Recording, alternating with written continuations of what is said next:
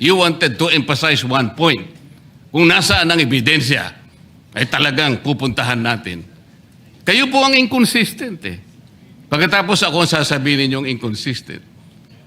Ang dami po eh. Nakiusap ako na, sabi nga natin, ang dami pong tumuturo sa pangalan ni Martin Romualdez. Inimbita po ninyo, hindi dumating, nakiusap ako, naimbitahan uli. Ang sabi po ninyo sa pamagitan ng inyong interview, eh kung pupunta siya rito, welcome. Kung hindi siya pupunta, wala tayong magagawa because of interparliamentary courtesy. Mr. President, hindi po karaniwang pagnanakaw ang nangyari sa kasaysayan ng ating bansa. Hindi po ba ninyo naiisip, mismong kabang bayan ang tumagilid, pagkatapos magtatago kayo sa prinsipyo o doktrina ng interparliamentary courtesy? Kung ako po ang chairman ng Blue Ribbon Committee, Mr. Chair, Mr. President, hindi ko po igagalang interparliamentary immunity sapagkat ang pinag-uusapan dito ay interes ng mamamayan. Huwag po tayong magtago kung saan-saan. Thank you. Mr. President, ang sinasabi ko lamang po ay ngayon ko lang po na nakita ang ganitong special treatment. Hindi ko naman sinasabi, Mr. President, na lahat ay ganito. Kasi po yung kauna-una, yung una pa po bago ito, Mr. President, naalala ko, tinapos muna lahat po ng bisita, pati po yung mga galing sa Southeast Asian Games. At kahuli-hulian nga po, inabot po ako ng alas 8 ng gabi. Yun lamang po. Ngunit gusto ko pong makapagtanong sana sa ating ginagalang na Senador Ping Lacson kung siya po ay papayag. My pleasure, Mr. President. Hindi ko po alam, Mr. President, Your Honor, kung paano ko, saan ako mag-uumpisa sapagkat hindi ako ang subject matter ng aking diniliver na privilege speech kahapon. Kaya kung sagutin at iisa-isahin sa inyo, ngunit ang nangyari, parang ad hominem ang nangyari. Sa akin po, natutukoy lahat ang inyong privilege speech ngayon, samantalang ang inaasahan ko ay sasagutin nyo yung privilege speech kahapon. Kasi kung ganun pong mangyayari, Mr. President, malilihis na naman po tayo sa inaasahan ng ating mga mamamayan. Dito lilitaw ngayon ang nauna pong mga patakarang nakita ko sapagkat kailanman hindi natin makakalimutan at huwag nating kalimutan na talaga pong nilimas po ang kabang bayan. Yun na po yung gusto nating pag-usapan dito. Kung sasagutin ko po ng isa-isa ang ibinibintang po ninyo sa akin, eh maliliis na naman po ang pinag-uusapan na kailangan na po ng taong bayan na malaman na po ang katotohanan. Sino po ang may pakana? Sino po ang mga mastermind sa nangyaring nakawan sa ating kabang bayan?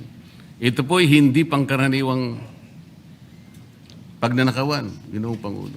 Yun po ba ang gusto niyong mangyari, Ginoong Ping Lacson? Negative po. Sigurado hindi po yun. Bakit kayo po? po naglilihis, sino pa po nagsimula nito? Nung Bakit una pong po? privilege speech ninyo, hindi ko na sinagot kasi ayoko magkagulo. Pero enough is enough. Kahapon, nanonood ako sa aking opisina, gusto kong bumaba, kaya lang malalim na ang gabi at ayoko maabala yung trabaho sa Senado. Kaya nagsabi ako sa ating Senate President at ito'y na-manifest niya kahapon, narinig ko, na I was told na sasagot ako ngayong araw na ito. Importante na lumitaw ang mga pangalan ng mga taong talagang utak ng pagnanakaw na ito. Yun po ang pinag-umpisahan nun eh. Dahil mabigat ang kanyang gagawin, Mr. President, nakita ko sa kanyang kagustuhan na siya'y sumailalim sa Witness Protection Program. Kinilala ko naman yun, Mr. President. Malalagay nga sa alanganin ng buhay niya. Yun po naman ay nakalagay sa batas eh. Bakit ngayon akusahan ako na ako pa ang nagdidepensa sa kanya? Nandun naman po sa batas eh. Kaya nga po nang ipilit po ng ating DOJ Secretary na pinipilit niya magkaroon ng restitution, sinabi ko huwag mong gagawin yan. Wala naman sa batas yan eh. Ipipilit ninyo sa pamagitan ng memorandum ninyo na kahit wala sa batas para siya maging katanggap-tanggap na witness Protection Program witness, ay gagawin yung mag-restitute siya. Wala po sa batas yun, Mr. President. Yun po yung nilalaban ko. Kung napagkamalan niya na dinidepensahan ko, hindi po pwede yung ganon, Mr. President. Kung sasagutin ko po ng isa-isa at ang iba po sinagot ko na, ay lalayo po tayo. Ang akin pong tinatanong sa aking privilege speech kahapon, ay bakit parang hindi ninyo pinagbigyan ang ibang mga tao na napakarami nilang dapat sabihin para sa ganun malaman natin ang katotohanan. Kayo po ang nagsabi, Senator Lacson, Mr. President, napupuntahan natin lahat ng lugar na kung saan ang ebidensya. Hindi po ba kayo po'y nagpahayag noon dito sa plenaryo, Mr. President, Senator Lacson, at sinabi nyo na ang presidente ay name drop ni Yusek Bersamin. Hindi ko man lang po nakita yung kanyang katauhan na ipinatawag nyo dito. Samantalang napakalaki ng dapat niyang ipaliwanag sapagkat kayo po ang nagsabi sa pamamagitan ng pagtitiwala ninyo sa ibinigay na testimony ni Yusek Bernardo na niname drop niya ang presidente. 100 billion pesos po pinag-uusapan dito na kung saan ang porsyentong tinanggap nila, sang-ayon din sa inyong pagpapahayag, ay 8 billion pesos. Nagtataka po kami, ang taong bayan, hindi nyo man lang pinatawag si Yusek Bersamin. Nagtataka din po ako. Alam po ninyo ito. Nakiusap, nagpresenta si ex-Governor Chavit Singson. At iminungkahi ko po sa inyo at ang sabi nyo, sige po, sa susunod na pagdinig natin, ay iimbitahan natin siya. Sapagkat marami raw siyang gustong ibahagi sa ating pagdinig tungkol sa mga project sa Ilocos. Ngunit hindi po nyo tinawag. Yun po yung pinagtataka. Ito po yung gusto ko sanang sagutin ninyo. Sa akin po, wala nang kwenta kahit na ako'y patutsadahan ninyo, na ganito ako, ganito kami, ganyan. Hindi na po mahalaga sa akin yun eh. Ang mahalaga po, Mr. President, ang taong bayan ngayon na naghihintay ng kasagutan sa maraming katanungan nila kung magagawa pa natin na buklatin lahat ang dapat buklatin. Kilalanin kung sino dapat kilalanin. So kung may papakita po sa akin ng ating kasamahan, Senator Marcoleta, na mayroong isang mention sa affidavit o sa salaysay ni Undersecretary Bernardo na binanggit si Undersecretary Bersamin, di tumawag po tayo ng pagdinig at mag-motion siya na ipatawag kung sino man ang gusto niya ipatawag.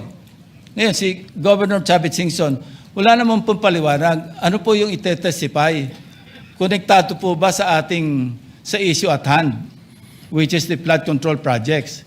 Kung konektado po, sana sumulat po siya sa chairman at sinabi niya, ito yung lalamanin ng itetestify o ito yung naka-attach yung draft affidavit ni Governor Chavit Singson. Sino naman ako para tumanggi na ipatawag kung sino man yung resource person? Nagpadala nga siya ng surprise witness, siya lang nakakaalam eh. Hindi ko po inawat eh. At Mr. President. Sandali po, hindi pa ako tapos. At nung hinanap kong pilit, pinagtanong ko yung mga addresses, lahat ng mga kakilala ni Gutesa. At inalam po namin sa pamamagitan ng CCTV footage, baka naman merong sumalubong o merong kasama na pwede natin matunton kung nasan si Gutesa. Ganun po kasi ang aking pagnanais na talagang get to the bottom of this issue. Pero bigla po nawala eh. Ano po magagawa ko? Mr. President, wala nga pong nakasulat dun sa transcript tungkol nga po dun sa binanggit niya sa plenary na pangalang Adrian Bersamin. Paano nga pong mababanggit doon, Mr. President? Hindi nga niya pinatawag eh. Samantalang dapat niyang ipatawag, siya mismo ang nag-highlight. Isip-isipin po ninyo, nagawa po ni Senator Lacson na isama sa plenary debates ng ating 2026 budget. Ganun ka-importante ang bahagi na yon, Mr. President.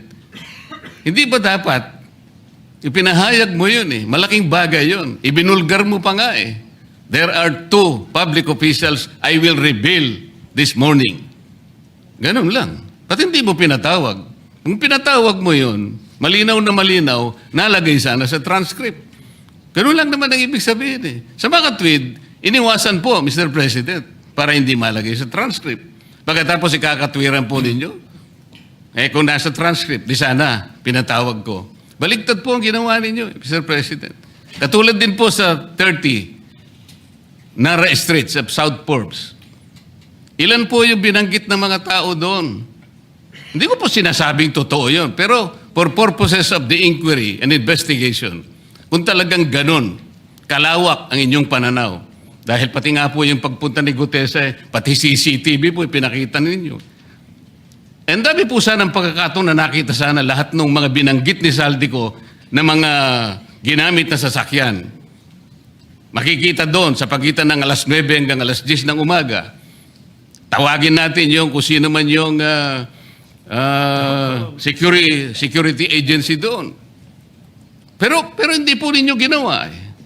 Pero sasabihin po natin, you wanted to emphasize one point. Kung nasaan ang ebidensya, ay talagang pupuntahan natin. Kayo po ang inconsistent eh. Pagkatapos ako ang sasabihin ninyong inconsistent. Ang dami po eh. Nakiusap ako na, sabi nga natin, ang dami pong tumuturo sa pangalan ni Martin Romualdez. Inimbita po ninyo, hindi dumating, nakiusap ako, naimbitahan uli, ang sabi po ninyo sa magitan ng inyong interview, kung pupunta siya rito, welcome. Kung hindi siya pupunta, wala tayong magagawa because of interparliamentary courtesy.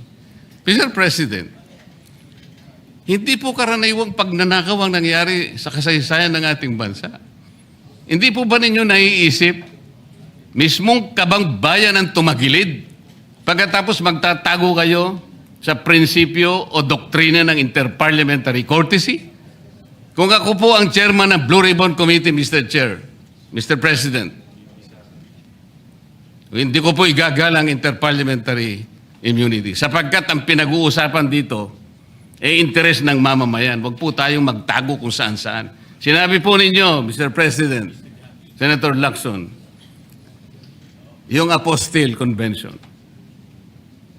Hindi ba pinahayag po ninyo sa isang pag-i-interview ninyo na kung si Saldico lamang ay makakuha ng isang subscribe statement, kahit sa Zoom lang, ipatatawag namin siya. Bakit hindi po ganun ang ginawa ninyo? Pwede naman siyang mag-Zoom pagkatapos na magkaroon ng apostilled sworn statement. Bakit hindi po ninyo ginawa? Meron naman pong Zoom eh. Natatakot yung tao. Nanganganib ang kanyang buhay. At palagay ko naman, nanganganib nga talaga. Iintay pa po ninyo na humarap sa inyo? Pwede naman ang Zoom eh. Kung talagang gusto nyong tuntunin ang lahat ng mga ebidensya na dapat nating puntahan. Ito po yung pinupunto ng aking privilege speech kahapon. Eh. Hindi ko nga po alam na kapag ako po ang magdi-deliver ng privilege speech, Mr. President, palagi po kayong nawawala. Kasi nga, nasa bandang huli na po ako eh.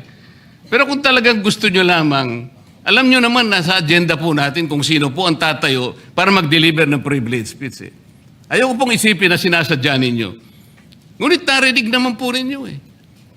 Mr. President, pagkatapos isasama yung Kalayaan Island Group, ano po ba talagang pinag-uusapan natin dito? Yung kapakanan ng bayan, pinipilit po niyong pinagtatanggol ko ang China. Sa March 12 po, Mr. President, Senator Lacson, sana po may panahon kayo sapagkat ipinatawag ko sa magitan ng isang resolution at ito po ay alam na ni Senator Erwin. Pinatawag ko po ang NAMRIA, pinatawag ko po ang Philippine Coast Guard, Philippine Navy, ang DFA, pinatawag ko rin po si Justice Carpio at saka yung professor sa UP. At kung sino man po ang interesado, pero once and for all, malaman po natin dito kung sino ang sinungaling, kung sino ang makatsina, kung sino ang naggagaling-galingan at nagpapanggap na expert in international law. Sana po, Senator Lacson, nandun po kayo.